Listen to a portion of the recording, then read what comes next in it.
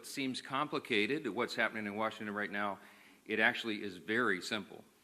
Don't let the Democrats distract you and try to convince you of things that are not true.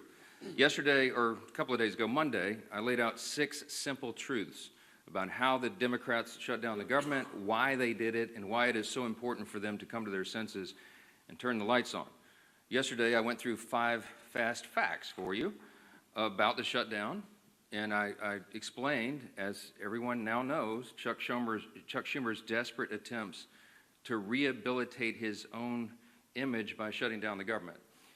Today, we're going to talk about some of the consequences of that shutdown and what it means to real people around this country, real Americans experiencing the devastating cost of their political antics here. And I'm going to read you some sample quotes and headlines that we just collected yesterday from around the country. Here's a headline from The Hill. GOP leaders point to Capitol Police missed paychecks as shutdown drags on. So today, the U.S. Capitol Police officers are going to come to work to bravely protect U.S. government officials and staff in these dangerous times. And they're going to do that without pay. Many Democrats in this chamber, by the way, I want to note, are going to receive paychecks this month while the men and women of the U.S. Capitol Police who are protecting them will not. Here's another headline from the New York Post. Aviation groups warn a government shutdown will delay aircraft safety inspections, maintenance work on critical equipment. While air traffic controllers are going to continue to serve in their posts, thankfully, critical safety inspections are going to stop, increasing risk for air travelers. That affects everybody. Here's another headline from Georgia. Local media in Georgia. Central Georgia food banks prepare for surge of new clients during the government shutdown. It's a sad headline. Remember, Georgia's 2 Democrat senators, Warnock and Ossoff, have now voted 5 times to keep the government closed down. 5 times so far. I suspect they may continue, and they're hurting real people in the state of Georgia. Here's one from New Hampshire local media. National parks caught in the crosshairs of government shutdown. Let me point out that both senators from New Hampshire, Senators Shaheen and Hassan, have repeatedly voted to keep the government closed, and New Hampshire's national park sites closed by extension. How about New Jersey? Here's a headline yesterday. Hospital at-home telehealth programs on hold amid government shutdown. You got 2 Democrat senators in New Jersey, Andy Kim and Cory Booker, and they have repeatedly voted against funding these programs, which New Jerseyans rely upon daily. Here's one from Michigan. Michigan nonprofit leaders said a shutdown would be at best disruptive and at worst potentially devastating for local communities. There are 2 Democrat senators in Michigan, Gary Peters and Alyssa Slotkin, and they have voted now 5 times to enable this devastation upon their communities. One more, I could do this all day. Here's one more from CBS News. Government shutdown fears have Colorado food banks bracing for potential new visitors. You guessed it, 2 Democrat senators from Colorado, Michael Bennet and John Hickenlooper. They keep voting over and over to keep the government closed. Democrats claim they want to negotiate, but that is already happening in a bipartisan, bicameral fashion. And we brought in the chairman of the House Appropriations Committee this morning, Tom Cole, who can talk more about that. But I just want to say this as I yield to Mr. Cole, and then you'll hear from the rest of the leaders, and I'll take some questions. There is one sad and inescapable fact that no one can forget here. This shutdown is nothing more than political cover for Chuck Schumer and the Democrats. They are worried about the Marxists flanked in their Democrat Party. The Marxists are about to elect a mayor in New York City. That's Chuck Schumer's state, and he's terrified that he's going to get a challenge from his far left. I've noted that Chuck Schumer is a very far left politician, but he's not far enough left for the communists, and they're coming for him. And so he has to put up his dukes and show a fight. So they picked a fight on something that's not even related at all to the shutdown and the funding that we should have gotten done by the end of September. We just need a stopgap measure to give us a little more time to get the job of Congress done. They refuse to do it because they're playing politics, and real Americans are paying the price for it. But let me introduce Chairman Cole, and he can tell you about some of these discussions that have been going on. Mr. Cole?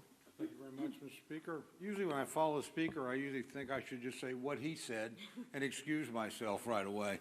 But in this case, it is pretty easy. I mean, we've had a pretty decent year in the House Appropriations Committee, all 12 bills out of committee before September 30th.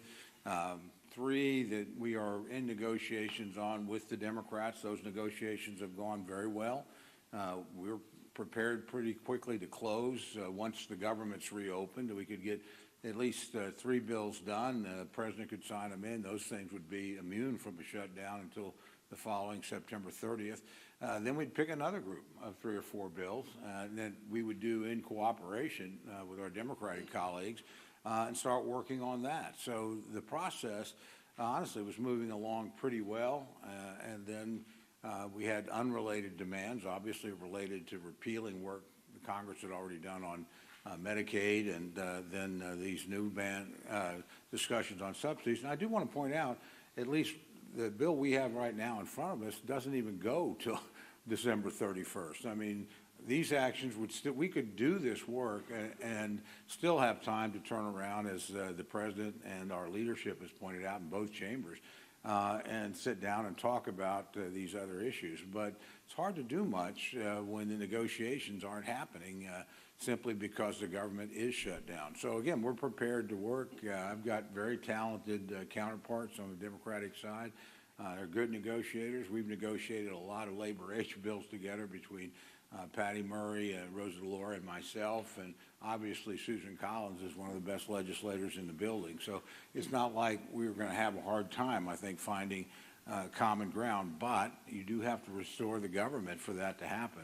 Democrats are not likely to move bills while they've got the government shut down, because it suggests that absent that, we would be moving through the process as normal, and frankly, in a much better shape than we've been in recent years. So again, I'm just hopeful that my colleagues in the Senate, and it's worth pointing out, a majority of the Senate's already on our side, a bipartisan majority of 55. So this really does get down to Leader Schumer and the bulk of his caucus to simply shutting down the government over items unrelated to what we normally do in appropriations. I've mentioned this to both the Speaker and the Leader because they make these decisions, but you know, we should not be handling Medicaid on my committee. We should not be handling the Obamacare subsidies simply because we don't have the expertise or the jurisdiction to do either one of those things. What we can do is move the bills through the process, make sure that every soldier is paid, make sure that every air traffic controller is paid, make sure that the American people don't lose any services. So we're prepared to do that. Frankly, I think my Democratic colleagues are prepared to do that once we resolve this shutdown, and that's quite simply in the hands of Leader Schumer and the bulk of his caucus. When they make the mind that they want the government up and running, believe me, we'll move very quickly, and we'll try to move away quickly from a CR status to passing bills individually or in small groups, and get folks up and working again, and get the government restored and continue that process as we're supposed to do. So with that, Mr. Speaker, I just yield back. Well, appreciate the work that Chairman Cole and the Appropriations Committee have done months and months ago to get us in a place where we would be ready to have all of the appropriations in a place where you can negotiate those differences. It was Chuck Schumer and Hakeem Jeffries who chose to take their toys and go home, all to appease the most radical elements of the far left, because Chuck Schumer is more concerned about his political job than he is about the jobs of millions of American families. American families' lives are at stake here. Whether or not we're going to be able to pay our troops, whether or not people can get on an airplane and go visit a relative or take a vacation, whatever their plans may have been, are being disrupted. Real lives of real people are being disrupted so that Chuck Schumer can show the far left Marxists in his party that he's having some kind of tantrum and fighting Donald Trump because he's afraid of the far left part of his political base. A lot of people say, what is this really about? And obviously you see Democrats trying to make it about things that have nothing to do with the basic funding of government, the bill that we passed here in this House just a few weeks ago. And in fact, a lot of Democrats are having buyer's remorse, but every one of us has a voting card. And weeks ago, Republicans and Democrats in the House had an opportunity to put this voting card in the machine and tell the American people where they stand on a government shutdown. And 99% of House Republicans voted yes to keep the government open while we negotiate our differences, and 99% of Democrats voted no to shut the government down. Some of them are having buyer's remorse, and I don't blame them. They're now realizing the dire consequences that their no vote caused to real families across America. Some of them are begging the speaker, please bring us back in so they can get another shot at this. You don't get a do-over. They picked the wrong side. They voted to shut the government down. They failed the test. But the good news is they can get bailed out by the Senate. If they really want to solve these problems, if they really want to make sure our troops get paid, which, by the way, we voted for, they voted against, they can call their 2 Democrat senators who have 5 times voted to shut the government down and say, today's the day you can make amends. Today's the day you can open the government up. We only need 4 more votes. It's not a large number. 4 Democrat senators have come to their senses and said, yes, let's open up the government and not have this charade continue, but it takes 4 more because Chuck Schumer wants to have a tantrum. Well, let me tell you what another senator just said yesterday about why this shutdown is going on. He said, quote, this is a Democrat senator yesterday, the point of this shutdown is not just suffering for suffering's sake, but to make a point. So you even have Democrat senators admitting that they're imposing suffering on the American people, but they just want to make a point? My God, millions of lives are at stake. They know they're inflicting suffering on the American people so they can make some kind of point? If you want to have a tantrum, this is not the 3rd grade. This is the lives of American people. Real lives are at stake. Real careers and families. Will they be able to pay their house note come the 15th? That's at stake. The safety of our air traffic control system. So that some senator that wants to have a tantrum can make a point? I think the American people are getting sick of this charade that's going on. They know what the Democrats in the House did to shut the government down. But they also know that just 4 senators doing the right thing can turn this around and open the government back up again. And yes, we have big differences on a lot of things that we need to be negotiating on. All those bills that Chairman Cole and his appropriators sent out of committee, you can't have those negotiations while you're in a shutdown. And they know that. But they don't mind inflicting suffering on the American people because they want to make a point. I think the American people are going to start making points.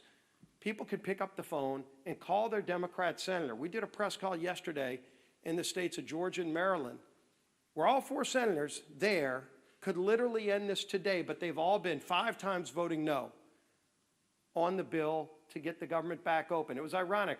The Maryland delegation of Democrats held a press conference just days ago talking about how bad a shutdown will be for the state of Maryland. And they're right. The irony is they're the ones who voted to shut it down. Over 150 employees in the state of Maryland alone will be hurt, and their own Democrat delegation is saying how bad it's going to be, yet they're the ones who voted to inflict that, quote, suffering on the people of Maryland. This madness can end. This madness needs to end with sanity finally emerging. Bring some common sense in. And Chuck Schumer, if you can't do the right thing because you're so afraid of your political job, think about the jobs of millions of families out there who don't want to have that suffering inflicted on them. And let 4 other of your Senate Democrat colleagues do the right thing for you. Let's end this. Our whip. Tom Emmer.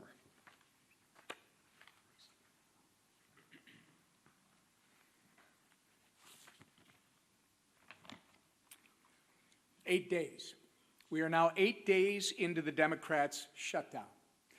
8 days that our troops are not getting paid. Border Patrol agents are going without mission-critical funding. Federal workers are being forced to figure out how they're going to put food on the table for their families.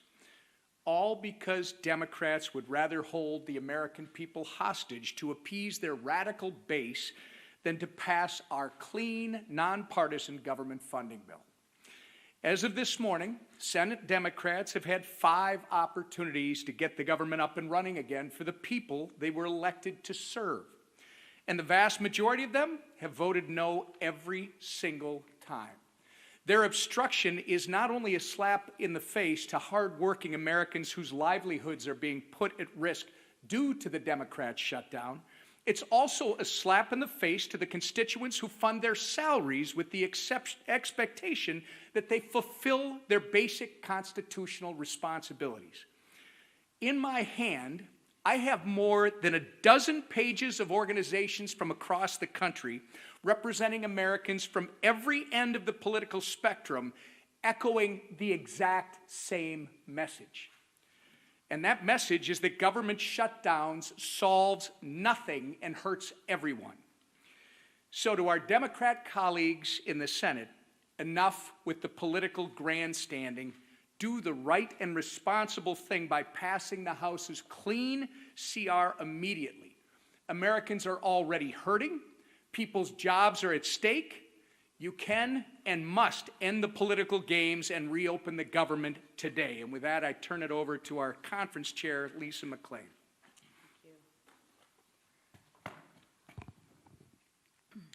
Good morning, everybody.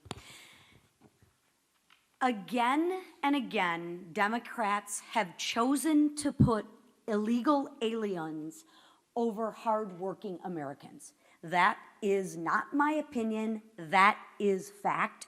Read the bill. Democrats let millions of illegals pour in across our border under Joe Biden. Democrats gave them driver's license. Democrats allowed them to cast ballots in elections. And now Democrats are fighting, they are fighting to give illegals health care on your dime. Democrats want to take money out of your pockets and give them to illegal aliens so they can get government benefits. These aren't my opinions. These are actual facts.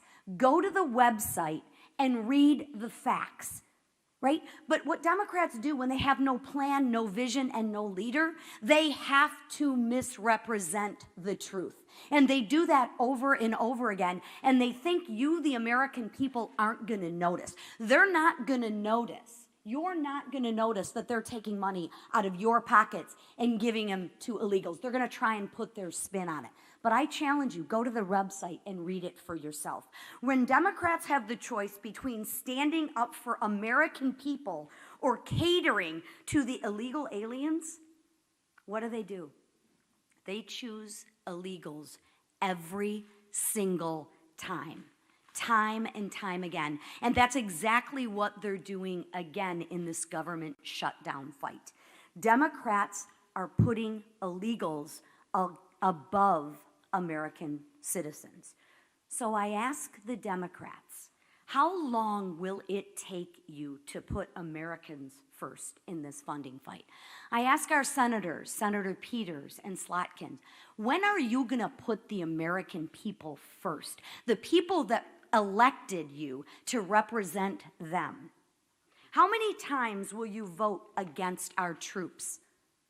I ask Senator Peters and Senator Slotkin, how many times are you going to vote not to pay our troops? How many times will you vote against moms and babies who rely on WIC? Against flood insurance? How many times will you vote to put illegals first and Americans last? The answer to that question is as long as the radical base keeps calling the shots. My 2 senators are pandering to their radical base as well. Republicans, however, are actually putting Americans first every single day. And why? Because that's our job. That's our duty. And quite frankly, that is our responsibility. And I call on the Democrats, especially the 2 Democrats from my state, Senator Peters and Senator Slotkins, please, put the American people who you represent first. We'll take a few questions. Yes, ma'am. Speaker Johnson, thank you. Do you agree that the mayor of Chicago and the governor be in prison. Should the mayor of Chicago and the governor of Illinois be in prison? I'm not the attorney general. I'm the Speaker of the House, and I'm trying to manage the chaos here. I'm not following the day-to-day on that. I do know that they've resisted the introduction of, or the offering of National Guard troops in Chicago, which is a terribly dangerous city and has been destroyed in the process of being destroyed under liberal Democrat governance and their terrible policies. I would just cite for you in response Exhibit A, which is the District of Columbia. All of you were able to walk safely into the Capitol today, and you can park your cars blocks away and walk back to your cars, and you're not in fear of having your purse snatched or your car being jacked or being assaulted. And why is that? Because President Trump had enough of it. He's a strong leader in the Oval Office, and he used the resources that were available to him, the National Guard, to bring order to the chaos.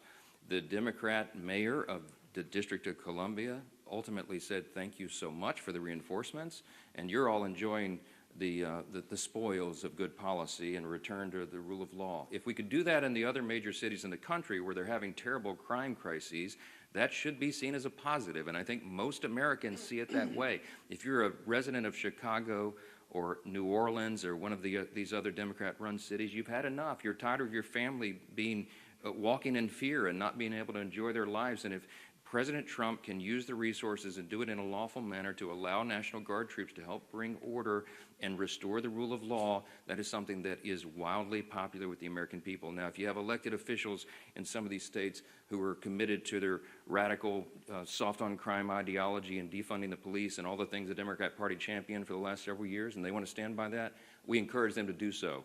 We'll see what the people think about it. Yes, sir. Back row. Speaker Johnson, a lot of the free health care for illegal aliens that you've been talking about is care provided in emergency rooms, which are required by federal law to care for anybody, even if they can't pay, even if they're not a citizen. Do you think that that law should be changed? No. You're talking about EMTALA, which has been part of the law for most of my life. Emergency care is provided without question to anyone who comes in. If you're hemorrhaging and you show up in an emergency room, you get treated. That's something we all support. That's a very good law. We're in favor of it. You're cherry picking a tiny subset of the issues. We put, and go to it's still on the website, speaker.gov, look at page 57, section 2141 of Chuck Schumer's counter-proposal CR that he filed. There's 6 categories of things that they would like to restore funding to, and it adds up to $192.8 billion, almost $200 billion of hardworking taxpayer funds that would go to support illegal aliens and other non-citizens. Now, with regard to EMTALA, are we saying change the law? No. But one of the things they're doing, and one of the things that Chuck Schumer is advocating for and has filed in the law and is using as a leverage point to keep the government shut down, is he literally wants to reimburse hospitals more money for treating illegal aliens than American citizens. Fact. Go look it up. Go look on the website. Don't take my word for it. We're not doing that. If you're a young, pregnant American citizen woman who shows up in an ER and you get treated and they pay the hospital less for treating you than some illegal rabble-rouser who came in from some, South American country to do us harm, that is wrong. The Republican Party stands for common sense. In the big, beautiful bill, we fix that. And Chuck Schumer wants to unwind it, and it is unconscionable to me that he's inflicting all this pain on American citizens so they can play games and try to appease the radical left base. That's what this is. Back, yes. Thank you, Mr. Speaker. 2 questions about federal worker pay. One, is it your understanding that federal workers will be repaid after this shutdown as part of current law? And 2, would you allow a UC, for example, for the military to ensure that they would be paid in the shutdown? Those are 2 questions. Federal workers, it's my understanding that the law is that they would be paid. There is some other legal analysis that's floating around. I have yet had time to dig into and read that. But it has always been the case, that is tradition, and I think it is statutory law that federal employees be paid, and that's my position. I think they should be. They should not be subjected to harm and financial dire straits because Chuck Schumer wants to play political games. With regard to paying the troops, I want everybody to listen to me very carefully. Hakeem Jeffries and the House Democrats, as Leader Scalise said so well, are clamoring to get back here and have another vote because some of them want to get on record and say they're for paying the troops. We already had that vote. It's called the CR. Every Republican and at least one Democrat had the common sense to say, of course we want the government to stay in operation. Of course we want to pay our troops and our air traffic controllers and our Border Patrol agents, TSA, and everybody else. We did have that vote. The House, I keep saying the House did its job. We did that almost 3 weeks ago. And every Democrat in the House except one voted against it. They voted that they did not want the troops, they did not want air traffic, and all the rest. Vote. They made that decision. The House is done. The ball is now in the Senate's court. It does us no good to be here dithering on show votes. We did it. We sent the product over. It is clean. It is 24 pages in length. It's the most bare minimum that's necessary to keep the lights on for the people. And Chuck Schumer and 43 of his colleagues, Democrats, continue to do the wrong thing. We're not having it. Yes, ma'am. Thank you so much. Democrats continue to allege that the Republican-controlled Senate can change the rules to push through the shutdown impasse. Congresswoman Marjorie Taylor Greene is also now saying the same. Is there any validity to this, and what sort of precedent would that set for a future Democrat-controlled Senate? Well, House, but the rules, some of them are, and minority, you don't like. The filibuster is a tradition over there that's by both parties when in the majority, they can make a very compelling truth. Now, could you go clear and blow that all up and end the filibuster once and for all and allow everything for only majority party vote, 51 votes in the Senate? I mean, is it possible? Yes. Is it wise? You can have a lot of people who would tell you it's not. I mean, on the Republican side, I would be deeply concerned if the Democrats had a bare majority in the Senate right now, a Marxist ideology taking over the Democrat Party. Do I want them to have no safeguards and no stumbling blocks or hurdles at all in the way of turning us into a communist country? I don't think that's a great idea. That's me. So what's good for the goose is good for the gander, as they always say.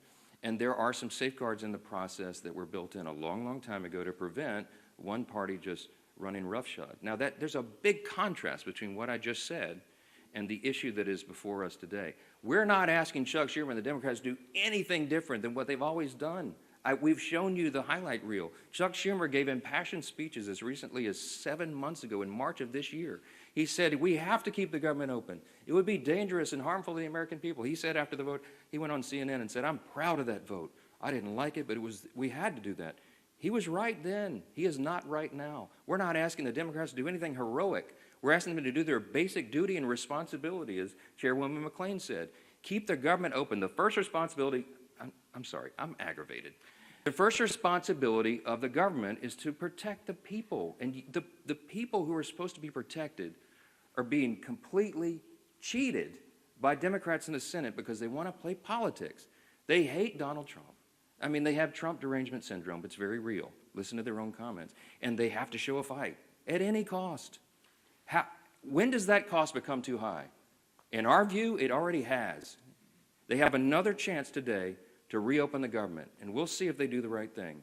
I pray that they do, because real people are being affected by the games here, and they're sick of it. Thanks so much.